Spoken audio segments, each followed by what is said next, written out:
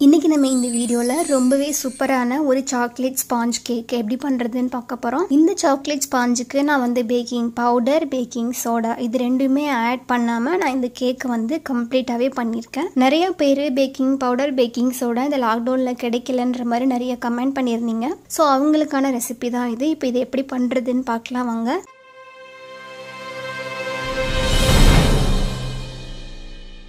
Packing powder, baking soda இது ரெண்டுத்துக்கும் பதுவாக நம்ம ஆல்டர்னேட்டாக என்ன ஆட் பண்ணிக்கலாம்னு பார்த்தீங்கன்னா 3 முட்டை வந்து நம்ம ஆட் பண்ணிக்கலாம். அதாவது கிட்டத்தட்ட நான் ஒரு அரை கப் அளவுக்கு நான் வந்து கேக் ஃப்ளார் ஆட் பண்ணிக்க போகிறேன் அப்படின்னா கண்டிப்பாக 3 முட்டை வந்து ஆட் பண்ணிக்கணும். முட்டைக்கு பொதுவாக கேர்டு ஆட் பண்ணலாமா சிஸ்டர்னு சொல்லிட்டு ப்ரீவியஸ் ஸ்பாஞ்ச் கேக் வீடியோவில் நீங்கள் டவுட் கேட்டிருந்தீங்க. பட் இது வந்து பேக்கிங் பவுடர், பேக்கிங் சோடாக்கான ஒரு ஆல்டர்னேட் ஆப்ஷன் அண்ட் மெத்தட் தான் நான் ஷேர் பண்ணியிருக்கேன். ஸோ கண்டிப்பாக இது வந்து முட்டை இல்லாமல் இந்த கேக்கை ட்ரை பண்ண முடியாது. ஸோ கண்டிப்பாக நமக்கு முட்டை தேவைப்படும். இதுக்கு வந்து நமக்கு மொத்தம் 3 முட்டை தேவைப்படும். இப்போ நம்ம ஃபர்ஸ்ட் எடுத்ததையுமே வந்து கேக் ஃப்ளார் ரெடி பண்ண ஆரம்பிச்சிடலாம். இந்த கேக் ஃப்ளார் பண்றதுக்கு நான் வந்து கோதுமை மாவு வந்து யூஸ் பண்ணிக்க போறேன். நீங்க வந்து மைதா மாவும் யூஸ் பண்ணிக்கலாம், அது வந்து உங்களோட ஆப்ஷன் தான். ஒரு அரை கப் அளவுக்கு கோதுமை மாவை ஒரு சல்லடையில ஆட் பண்ணிட்டு அதை நல்லா சலிச்சு எடுத்துக்கிட்டேன். இப்போ இதுலயே வந்து நான் 2 டேபிள் ஸ்பூன் அளவுக்கு கோதுமை மாவை நான் இதுல இருந்து வெளியே எடுக்க போறேன். ஸோ இப்போ பாருங்க, ஃபர்ஸ்ட் டேபிள் ஸ்பூன் நான் எடுத்துட்டேன். இது வந்து செகண்டு. ஸோ 2 டேபிள் ஸ்பூனை நம்ம இதிலிருந்து வெளியே எடுத்துடணும்.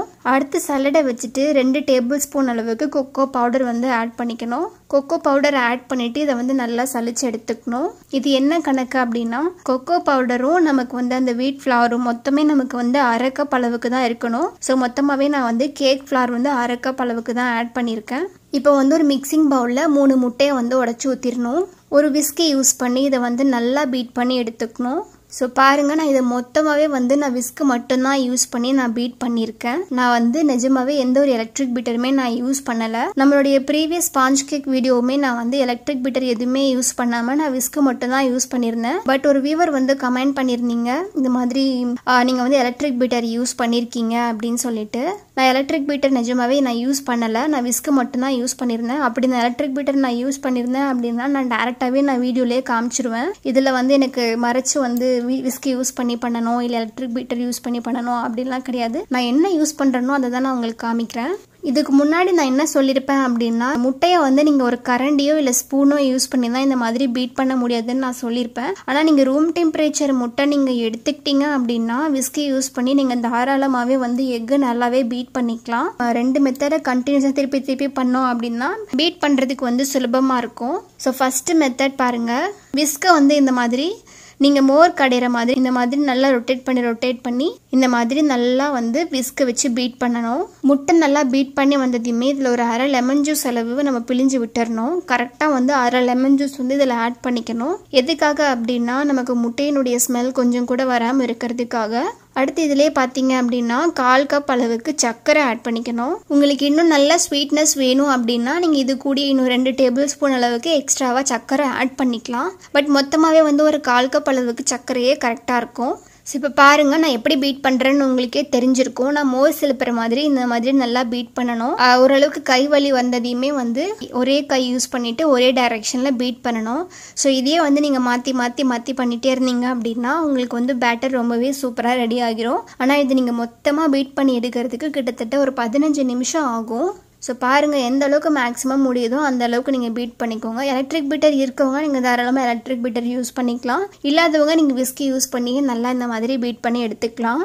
இப்போது நம்ம வந்து எக்கை வந்து நல்லா பீட் பண்ணி எடுத்துக்கிட்டோம். மெயினாக சொல்கிறேன், முட்டை வந்து ரூம் டெம்பரேச்சர் முட்டை மட்டும் தான் நீங்கள் யூஸ் பண்ணணும். ஃப்ரிட்ஜில் இருந்து எடுத்து நீங்கள் டேரெக்டாக பீட் பண்ணிவிட்டு கடைசியாக வரலன்னு சொல்லாதீங்க. ரூம் டெம்பரேச்சர் முட்டை மட்டும்தான் யூஸ் பண்ணணும். அதாவது நீங்கள் நார்மலாக கிச்சனில் நீங்கள் ஸ்டோர் பண்ணியிருக்க முட்டையை எடுத்து யூஸ் பண்ணிக்கோங்க. ஸோ இப்போ பாருங்கள், நல்ல முட்டையை நான் பீட் பண்ணி எடுத்துக்கிட்டேன். இதிலே வந்து ஒரு 1/4 கப் அளவுக்கு பால் ஆட் பண்ணி அதையும் நல்லா பீட் பண்ணி எடுத்திருக்கேன். கடைசியாக வந்து 1/4 கப் அளவுக்கு எண்ணெய் ஆட் பண்ணிக்கிறேன். உங்களுக்கு நல்ல ஒரு ஃப்ளேவர் வேணும் அப்படின்னா நீங்கள் இது கூட வந்து வெனிலா எசன்ஸ் வந்து நீங்கள் ஆட் பண்ணிக்கலாம்.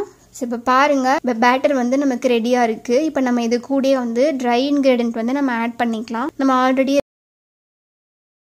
கேக் ஃப்ளாரை இதில் ஆட் பண்ணி நல்லா மிக்ஸ் பண்ணி எடுத்துக்கணும். இப்போ பாருங்கள், நான் ஒரு கேக் டின்ல ஒரு பட்டர் பேப்பர் ஆட் பண்ணி எண்ணெய் தடவி வச்சுருக்கேன். அதிலே நம்ம ரெடி பண்ணி வச்சுருந்த பேட்டரை ஆட் பண்ணிக்கணும்.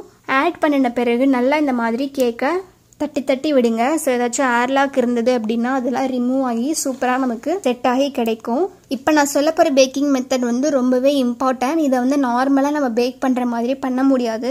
நீங்கள் அந்த மாதிரி பேக் பண்ணீங்க அப்படின்னா உங்களுக்கு பர்ஃபெக்டான ஒரு ரிசல்ட் வந்து கிடைக்காது. ஸோ அதனால் நான் சொல்கிற இந்த மெத்தடை நீங்கள் ஃபாலோ பண்ணிக்கோங்க.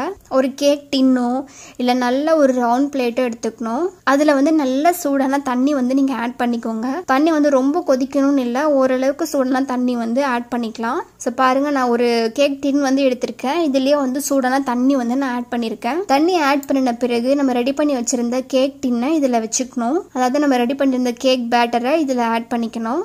அடுத்து நம்ம எப்பயுமே பேக் பண்ணுற அதே மெத்தட் தான். நல்ல ஒரு கனமான ஒரு கடாய் எடுத்துக்கோங்க.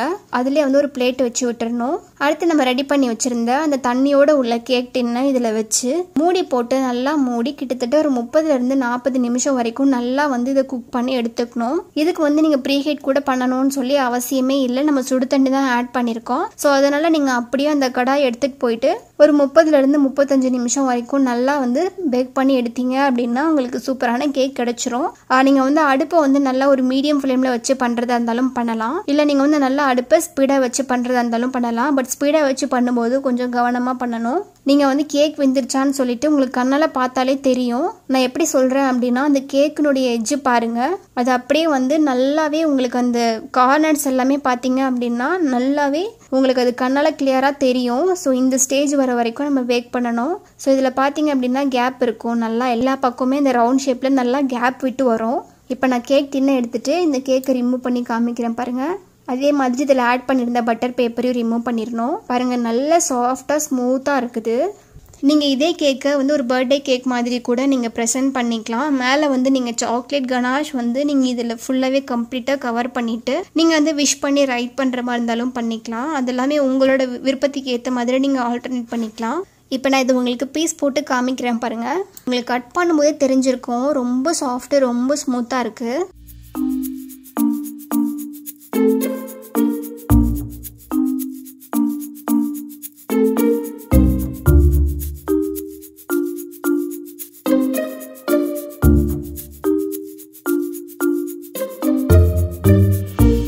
இப்போ பாருங்கள், நான் உங்களுக்கு ரெண்டாக சாப்பிட்டு காமிக்கிறேன். நல்ல ஒரு சாஃப்டான ரொம்பவே சூப்பரான ஒரு cake. So baking powder, baking soda இது ரெண்டுமே இல்லாதவங்களும் கண்டிப்பாக இந்த ரெசிபியை ஈஸியாகவே ட்ரை பண்ணி பார்க்கலாம். அதுக்கும் வந்து ஓடிஜி அவன் எதுவுமே நமக்கு தேவையப்படாது. ஸோ இதே ரெசிபியை நீங்களும் ட்ரை பண்ணி பார்த்துட்டு எப்படி இருக்குன்னு சொல்லி எனக்கு கமெண்ட்டில் சொல்லுங்கள். இது மாதிரி இந்த சாக்லேட் ஸ்பாஞ்ச் கேக் ரெசிபி வந்து ஏதாவது ஒரு வகையில் உங்களுக்கு யூஸ்ஃபுல்லாக இருக்கும் அப்படின்னு நினைக்கிறேன். இருந்துச்சு அப்படின்னா நம்ம சேனலை சப்ஸ்கிரைப் பண்ணி வச்சுக்கோங்க. And thank you so much.